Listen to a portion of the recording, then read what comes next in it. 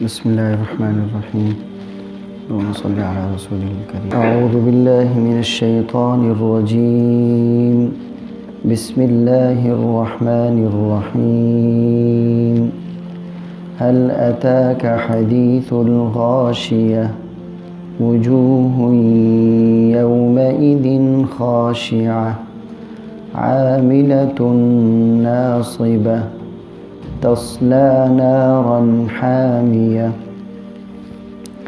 ترجمہ ملاحظہ فرمائیے، اے نبی صلی اللہ علیہ وسلم، کیا آپ کو ڈھانپ دینے والی چیز یعنی قیامت کی خبر آئی ہے، جس دن لوگ ڈرے ہوئے ہوں گے اور ان کے چہرے جھکے ہوئے ہوں گے۔ عاملۃ ناصبہ، خوب عمل کر کے آئے ہوں گے مگر اب تھکے ہوئے ہوں گے۔ تصلی نارا حامیہ، وہ جہنم میں آگ میں داخل ہوں گے۔ ان آیتوں کے ترجمہ کے بعد آج جس موضوع پہ گفتگو کرنا مقصود ہے وہ بدعمال لوگوں کے بارے میں نہیں ہے، بدعمل لوگوں کے بارے میں نہیں ہے، بلکہ ایسے لوگ جو نیک اعمال کرتے ہوں، نیک کام کرتے ہوں اور اچھائیاں کرتے ہوں، اس کے باوجود ثواب کے مستحق نہ ہوتے ہوں، نیکی کے باوجود اللہ کے ہاں ان کو کوئی بھلائی نہ ملتی ہو، یا یوں کہنا چاہیے اچھے کام کرنے کے باوجود جنت کے مستحق نہ بن پائیں، اور یوں بھی کہہ سکتے ہیں کہ اچھے اعمال کرتے کرتے ہم سے وہ ضائع کیسے ہوتے رہتے ہیں۔ دیکھیے، پودا لگانا، اس کے لیے صرف اتنا سا کام کرنا کہ زمین میں بیج بو دیں، یہ کافی نہیں ہے کہ کل کو ہمیں پھل بھی ملے۔ بیج زمین میں ڈال لینا یہ کوئی بڑی بات بھی نہیں ہے، مشکل بھی نہیں ہے، لیکن جب ایک کومپل نکل آئے گی تو اب اصل محنت شروع ہو جائے گی کہ اس کو حوادثات زمانہ سے اور ارد گرد کے موسم سے محفوظ رکھ کے اس کو بڑا کرنا ہے، سنبھالنا ہے، تاکہ وہ پھل دینے کے قابل ہو جائے۔ نیک اعمال کر لینا یہ بات کافی نہیں ہے، نیک اعمال کرنے کے بعد ان کو سنبھالنا، محفوظ کرنا، اور ہر طرح کی برائیوں سے اور چور دروازوں سے جہاں سے شیطان ان کو خراب کرتا ہو وہاں سے بچا کر کے اللہ کی بارگاہ میں اپنا عمل پہنچانا، یہ اصل میں ذمہ داری پوری ہوتی ہے اور کام تمام ہوتا ہے۔ ہم بہت سارے اعمال نیک کرتے ہیں، لیکن رسول اللہ صلی اللہ علیہ وسلم نے اپنے ارشادات سے سمجھایا کہ ان نیک اعمال کو روزانہ خود اپنے ہی اعمال سے ضائع بھی کرتے ہیں، گویا محنت بھی کرتے ہیں اور پھر محنت کو بے ثمر بھی بنا دیتے ہیں۔ جو آیتیں اب ترجمہ میں پڑھی ہیں اس میں ایک آیت بھی ایسی ہی ہے، عاملۃ ناصبہ، خوب اعمال کر کے آئے مگر اب تھکے ہوئے ہیں۔ یہ قیامت کے روز کی منظر کشی ہے کہ حشر کے میدان میں کچھ لوگ انتہائی تھکے ہوئے ہوں گے۔ یہ کون لوگ ہوں گے؟ جنہوں نے دنیا میں بہت نیک اعمال کیے لیکن اب پھل نہ دیکھ کر وہ ٹوٹ گئے۔ انسان منزل کی طرف جائے، ہر طرح سے مشکل اٹھاتا جائے، سفر کی تکلیفیں اٹھاتا جائے، لیکن منزل مقصود پر پہنچتے ہی جب وہ اپنے نتیجہ سے ملاقات کرتا ہے اور نتیجہ کو پاتا ہے تو تھکاوٹیں ختم ہو جاتی، لیکن دنوں اور مہینوں کی مشقت کے بعد جس دن نتیجہ ملنا ہو اس دن نتیجہ صفر ہو تو انسان ٹوٹ جاتا ہے، تھکاوٹ کئی گنا بڑھ کر انسان کو توڑ کے رکھ دیتی ہے۔ تو قرآن کہتا ہے کہ کچھ لوگ ایسے ہوں گے جنہوں نے دنیا میں نیک اعمال کیے اور جب وہاں پر نتیجہ لینے کا وقت آیا پتہ چلا کچھ ہے ہی نہیں تو عاملۃ ناصبہ، چور چور ہوں گے، تھکاوٹ سے کچھ نہیں مل رہا ہوگا۔ اب ان کو دو نظروں سے دیکھا جا سکتا ہے کہ ہمارے اعمال بیکار کب ہوتے ہیں۔ سب سے پہلے بنیادی بات تو یہ ہے کہ نیک اعمال اللہ کو مطلوب نہیں ہے، ان کے لیے شرط اول یہ ہے کہ پہلے اللہ کو مانا جائے پھر اللہ کی مانی جائے، یعنی اللہ اس بات کے محتاج نہیں ہے کہ ہم اس دنیا میں کچھ اچھے کام کر جائیں تاکہ اللہ کی مخلوق کو راحت پہنچے، اللہ محتاج نہیں ہے۔ پہلے اللہ کو مانا جائے، پھر اللہ کی مان کر نیک کام کیے جائیں تو وہ قابل قبول۔ تو سب سے پہلی بات جو قرآن پاک کہتا ہے وہ یہ ہے کہ ایمان کے بغیر نیک اعمال بے ثمر ہیں۔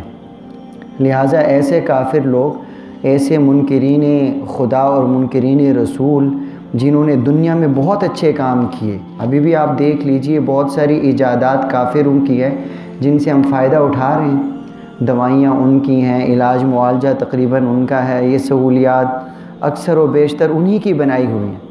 یہ مخلوق خدا کی خدمت ہے، یہ نیک اعمال ہیں، ان اعمال کا ثواب اور اجر ہے، قرآن و حدیث نے بھی بیان کیا۔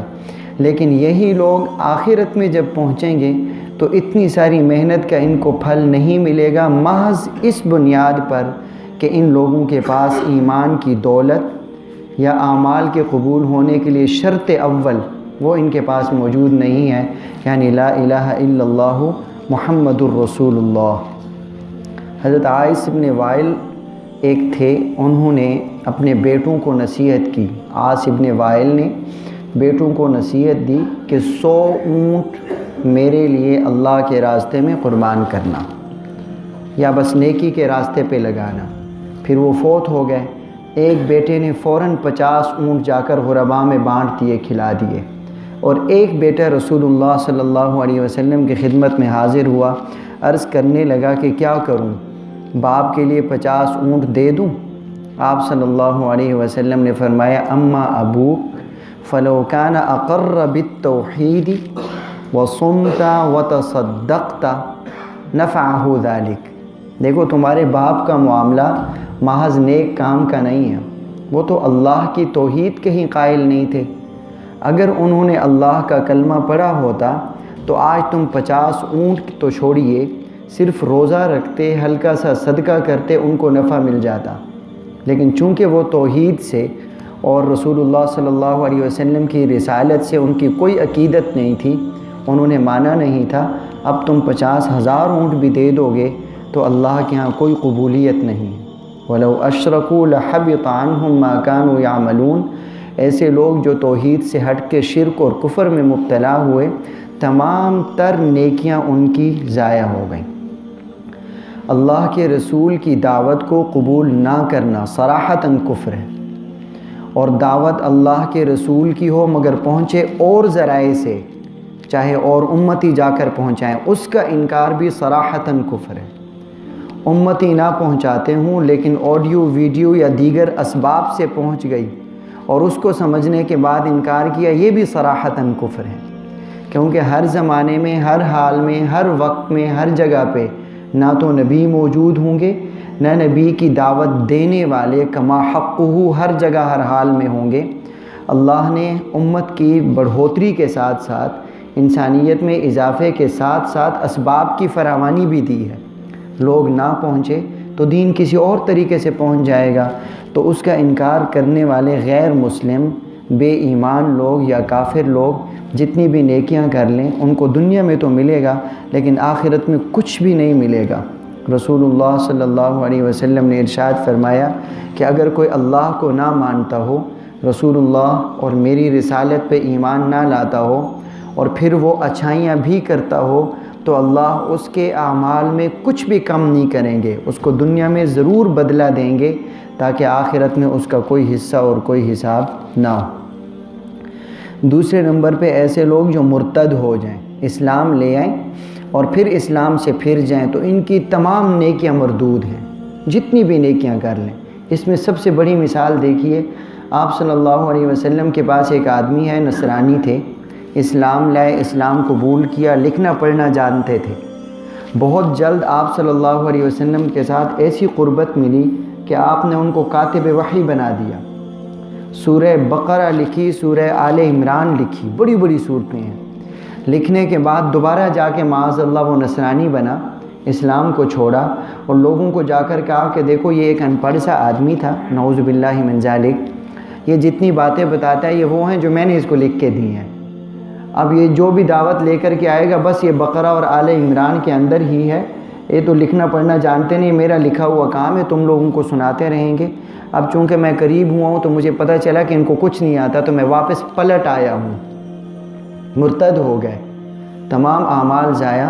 کاتب وحی ہونا ایسا اعزاز ہے، آپ خود سوچئے کہ اللہ کے کلام کو سب سے پہلے جس نے لکھا، اربوں مسلمانوں کے پڑھنے کا ثواب اس بندے کو پہنچنا چاہیے، اور اس سے بڑی کیا خدمت ہو سکتی تھی۔ لیکن آپ دیکھیے جب وہ فوت ہوا، لوگوں نے اس کو قبرستان میں دفنایا، تو حدیث پاک میں روایت میں ہے کہ لوگوں نے جب دفنایا، ابھی آپ صلی اللہ علیہ وسلم کا زمانہ ہی تھا، دفنایا تو زمین نے اکھاڑ کے باہر پھینک دیا، اور صبح یہ لوگ آئے تو اس کی لاش باہر پڑی ہوئی تھی۔ تو لوگوں نے کہا یہ محمد اور اس کے دوستوں نے ایسا کیا ہے کیونکہ وہ ان کے دین کو چھوڑ آیا، چلو اس کو فلاں جگہ دفناتے ہیں، وہاں مسلمانوں کی پہنچ نہیں ہے۔ وہاں پہ جا کے دفنایا، رات کو آرام سے گھر آئے تو صبح پھر لاش باہر پڑی ہوئی۔ پھر ان لوگوں نے مشورہ کیا کہ اب ناک کٹائی ہو رہی ہے، ایسا کرتے ہیں کہ اتنی گہرائی میں دفن کرتے ہیں کہ یہ رات بھر کھدائی کرتے رہیں تو لاش نہ نکلے، ہم صبح آ کے ان کو پکڑ لیں گے۔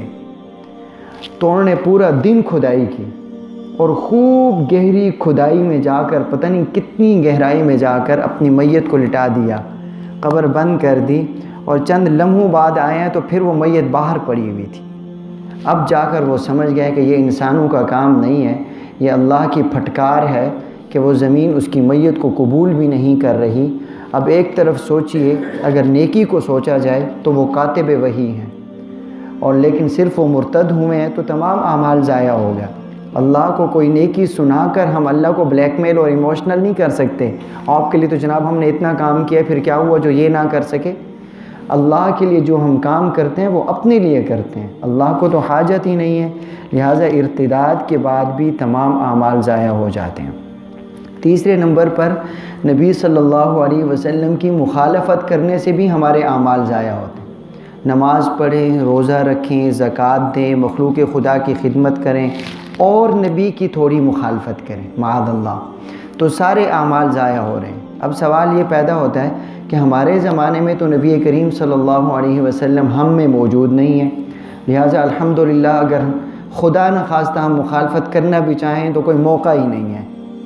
نہیں، ایسی بات نہیں ہے۔ رسول اللہ کی ایک سنت کی مخالفت نبی کی مخالفت ہے، اور اللہ کے فیصلوں پہ قربان جائیے، اپنی زندگی میں یہ نمونہ بھی رسول اللہ نے دکھا دیا۔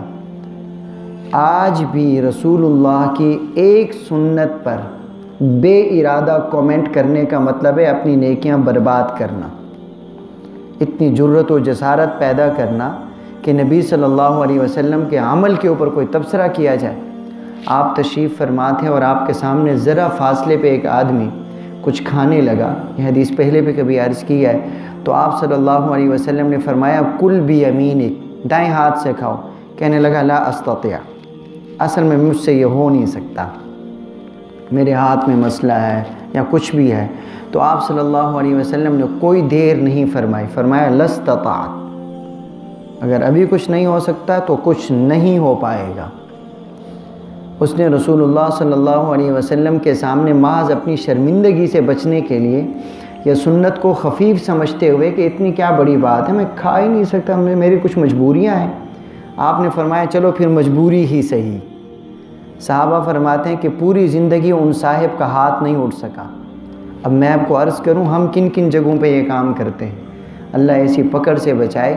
بعض دفعہ ہم ایک دوسرے کو سمجھاتے ہیں کہ میاں ایسا نہیں ایسا، تو شرمندگی سے بچنے کے لیے کہتے ہیں مجھے عذر ہے، اللہ عذر لگا دیتے ہیں۔ جی ہاں، پورے دین کے اندر، پوری سنت کے اندر، کرسی کے معاملہ میں بعض ساتھیوں سے کبھی ملاقات ہوتی ہے کہ بھائی کرسی پہ نماز نہ پڑھو، جتنی ہمت ہے تو چلو ٹوٹ کے ہی اللہ کو اپنی دکھا دو نا تکلیف تھوڑی سی۔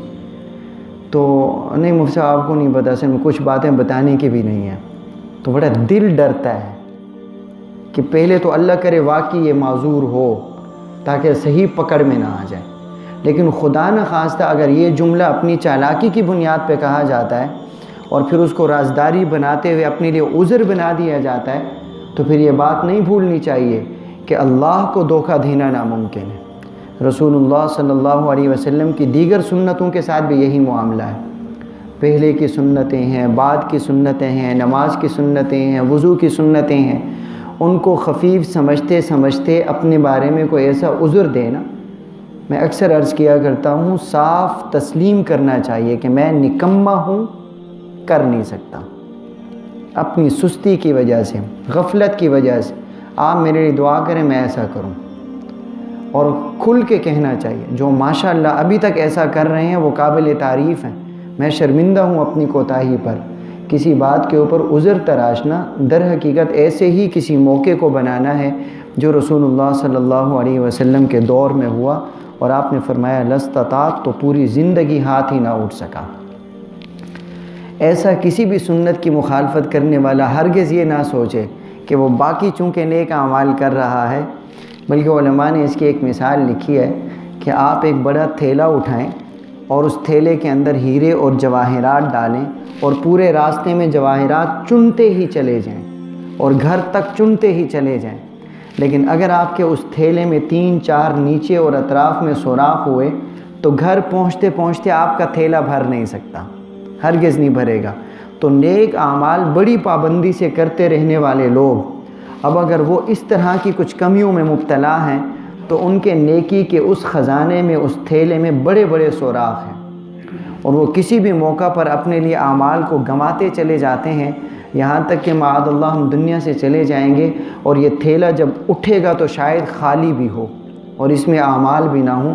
عاملۃ ناصبہ، اس دن ہماری کمر سے درد اٹھے گا کہ یہ کیا ہوا ہے، اتنی مشقتیں اٹھائی تھیں، اتنی نمازیں پڑھی تھیں۔ خیر، تو رسول اللہ صلی اللہ علیہ وسلم نے ایسے سوراخوں کے بارے میں اطلاع فرمائی۔ ایک اور بات ہے جس کو پہچاننا قدر صعوبت ہے، ریاکاری اور شہرت کی تمنا۔ یہ بھی ایک ایسی بیماری ہے جس سے ہمارے نیک اعمال ضائع ہوتے چلے جاتے ہیں، اور یہ ایک ایسی آرزو ہے جو دل کے ایسے باریک گوشوں میں، ایسی خفیف جسم میں ہوتی ہے کہ اس کو پکڑنا، ڈھونڈنا، سمجھنا اور پھر معالج کے سامنے رکھنا، اس کا برس ہا برس خیال ہی نہیں آتا، پتہ ہی نہیں ہوتا کہ ریاکاری کیا چیز ہے۔ 2-4 نمونوں کا پتہ ہوتا ہے۔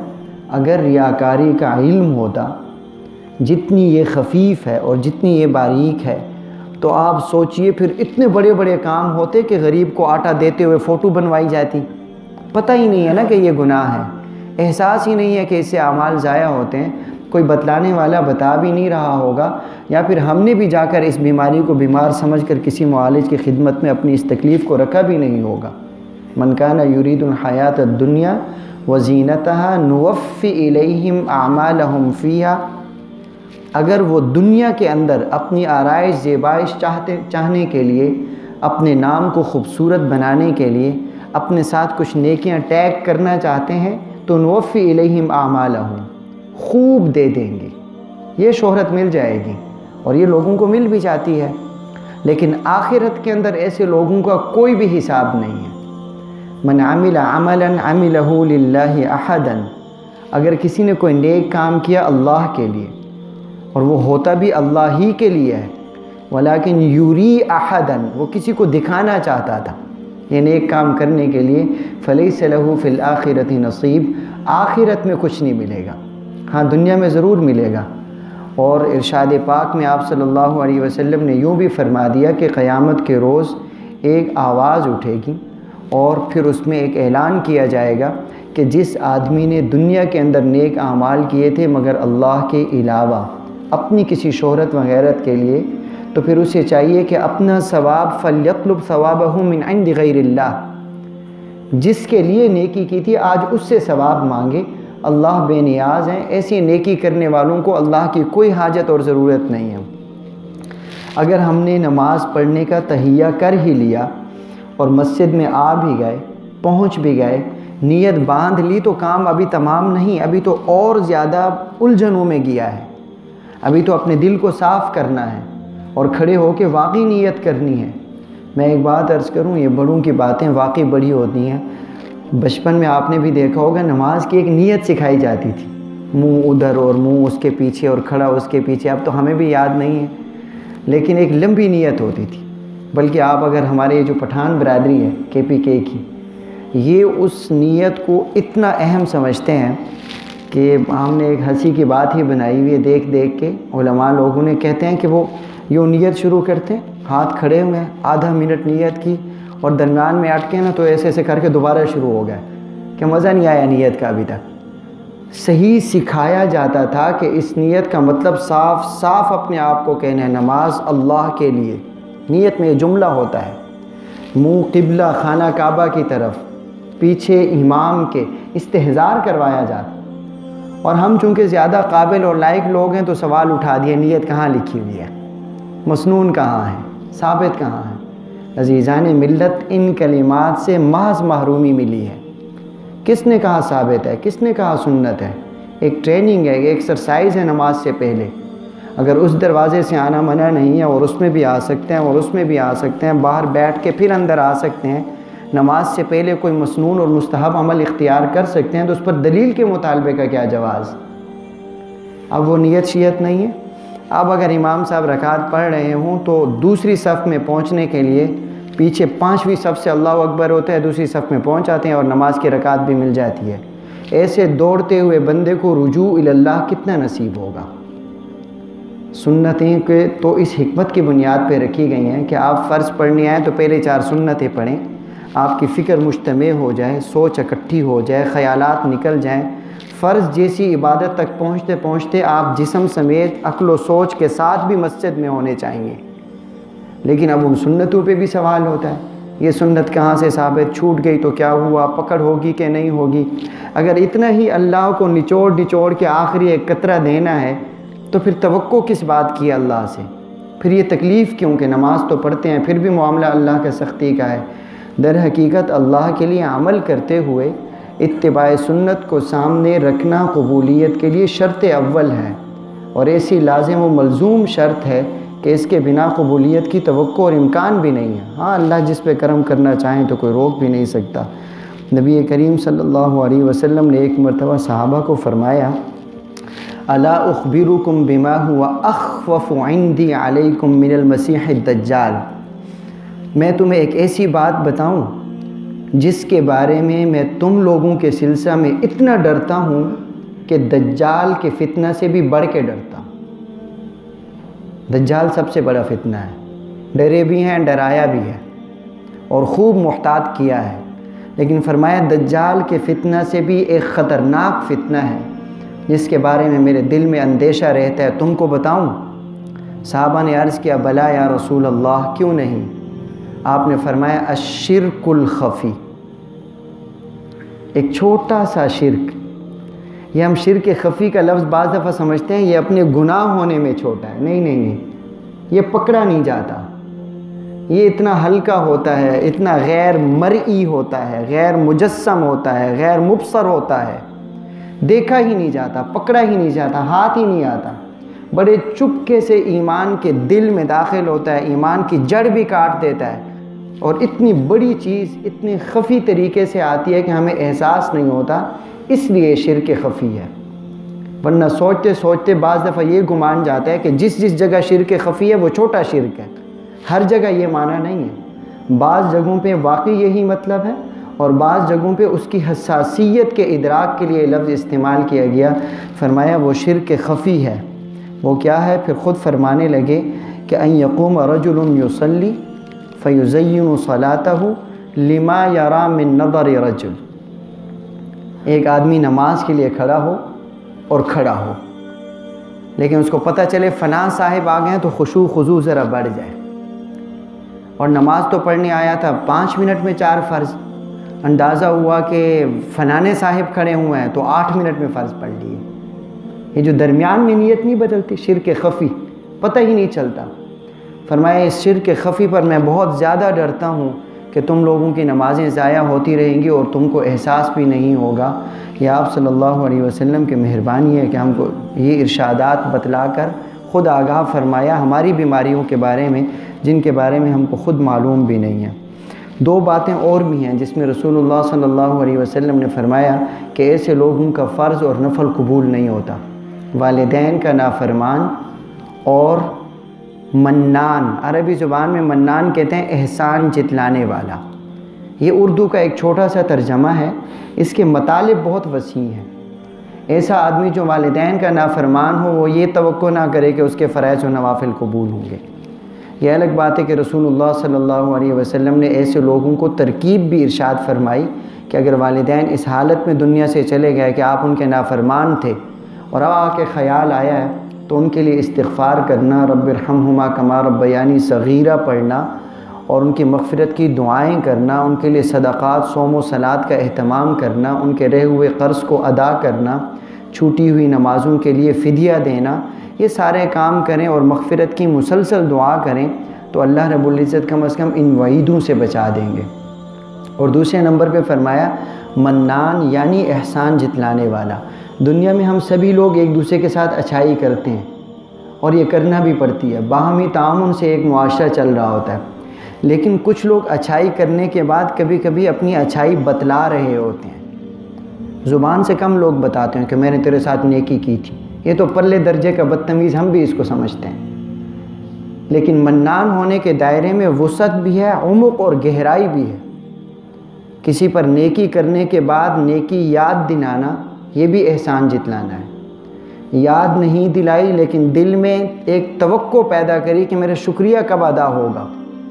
2 دن گزر گئے، 4 دن گزر گئے، فون کیا، وہ حضرت آپ کو میں نے ایک خاص قسم کا مکھن بھیجا تھا، کیونکہ 4 دن ہو گئے، شکریہ جو نہیں ادا ہوا، بے چینی سی رہتی۔ یہی تو احسان جتلانا ہے۔ اسی لیے لوگ ایسی اذیت سے بچنے کے لیے چکھنے سے پہلے کہتے ہیں حضرت مکھن کھا کے بڑا مزہ آیا، بس 2 دن بعد نہ پوچھ لینا، ابھی سے ہی سن لیں۔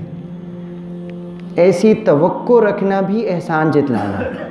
اسی طرح دل میں یہ خیال پیدا کرنا کہ اب چونکہ میں 2 3 4 تحفے دے چکا ہوں، 5 8 جگہ بھلائی کر چکا ہوں، اب انشاءاللہ ملنے جاؤں گا تو خاص اکرام ہوگا، چلو بچوں فلانے کو ملنے جاتے ہیں۔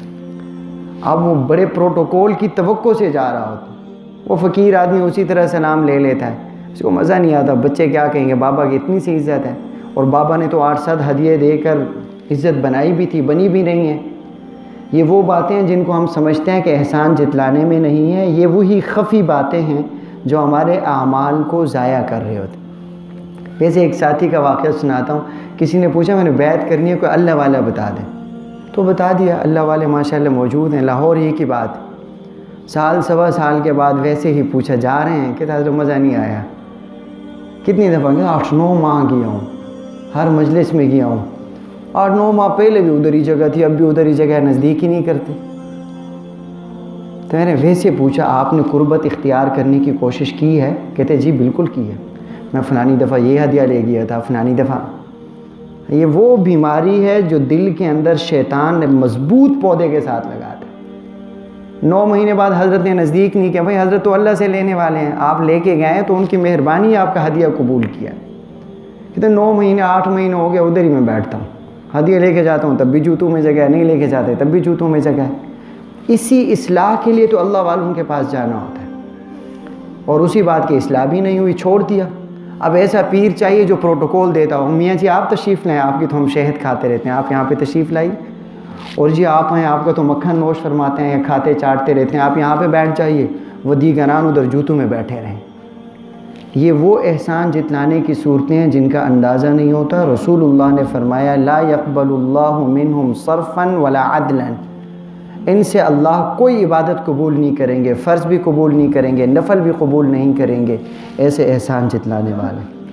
اور آخری بات جس میں رسول اللہ نے فرمایا من اقتنى كلبا لا يغني عنه زرعا ولا ضرعا، جسے آدمی نے کتا پالا ہو، اس کو کوئی کھیتی باڑی میں بھی منافع نہ دیتا ہو، اور گھر میں ڈاکوؤں کے آنے سے نفع نقصان کے بچانے یا آگاہ کرنے کے سلسلے میں بھی اس کو ضرورت نہ ہو، تو رسول اللہ نے فرمایا نقص من عمله قیراطا کل یوم من اعمالی، روزانہ اس کے اعمال میں سے 1 قیراط عمل ضائع ہوتا رہتا ہے۔ لعنت تو ہوتی ہے، رحمت کے فرشتے تو نہیں آتے، لیکن ہمارا موضوع اس وقت عمل کے برباد ہونے سے متعلق ہے۔ کتا پالا ہوا ہے تو 1 قیراط عمل، 1 احد پہاڑ کے برابر اعمال ضائع ہوتے ہیں۔ اتنے ہم کرتے بھی ہوں گے روزانہ کے دن میں، اگر ضائع ہونے کے اتنے سارے ہم نے سوراخ اپنے مشکیزے میں ڈالے ہوئے ہیں تو ہمارے پاس نیکی جمع ہی نہیں ہوتی ہوگی۔ احد پہاڑ کے برابر روزانہ نیکیاں ضائع ہوتی ہوں تو ہمارے پاس تو ہیں ہی نہیں، تب بھی کتا ہمارا شوق ہے، ہمارا مزاج ہے، اور بڑے شوق کے ساتھ اس کو رکھتے ہیں۔ ایسے محفوظ ماحول کے اندر وہاں کتا رکھنا اور پھر سوچنا کہ ہم نے گھر کی حفاظت کے لیے رکھا ہوا ہے، یہ تو وہ بات ہے جس میں آپ انسانوں کو فریب دے سکتے ہیں، اللہ کو فریب نہیں دے سکتے۔ رسول اللہ نے ایسے ہی فرمایا کہ حسد سے بھی نیکیاں ایسے ضائع ہوتی ہیں جیسے ایک آگ ہلکی پتلی خشک لکڑیوں کو جلاتی رہتی ہے، حسد بھی ہماری نیکیوں کو ایسے ہی جلا رہا ہوتا ہے۔ ان سب باتوں کو جاننے اور کہنے کا مقصد یا اس موضوع پہ گفتگو کی غرض یہ ہے کہ نیک اعمال کرتے رہنا وہ تو ہم کو کرنا ہی ہے، سچی بات ہے دشواری گناہ سے بچنا ہے، دشواری مضر چیزوں سے بچنا ہے۔ اپنے کمرے میں اور گھر میں اے سی لگا لینا آسان کام، لیکن اس کی ٹھنڈک سے مستفید ہونے کے لیے ضروری ہے ہر طرح کا روشن دان بند ہو، ہر طرح کا سوراخ بند ہو، کہیں سے کوئی تپش اور حدت نہ آ رہی ہو۔ اگر ایسا نہ کیا تو جتنے بھی اے سی لگا لیے جائیں کما حق ان سے مستفید نہیں ہوا جا سکتا۔ اپنے اعمال کے ساتھ ساتھ یہ جائزہ لینا چاہیے کہ شیطان کیا کر رہا ہے۔ امام غزالی رحمۃ اللہ علیہ نے لکھا کہ شیطان کئی طرح سے حملہ کرتا ہے، ایک اس کا حملہ یہ ہے کہ جب وہ آدمی کو عمل سے نہیں روک سکتا تو پھر اور عمل میں لے جاتا ہے۔ پہلے روکتا ہے، نہیں رکا، اس کو سمجھ آگے ضدی آدمی ہے، تو پھر اور عمل میں لے کے جاتا ہے، لیکن اس کے دماغ میں اب ریا لے کے آئے گا، شہرت لے کے آئے گا، پروٹوکول کی خواہش لے کر کے آئے گا، اب چیزیں اور بڑھائے گا، عمل سے نہیں روکے گا۔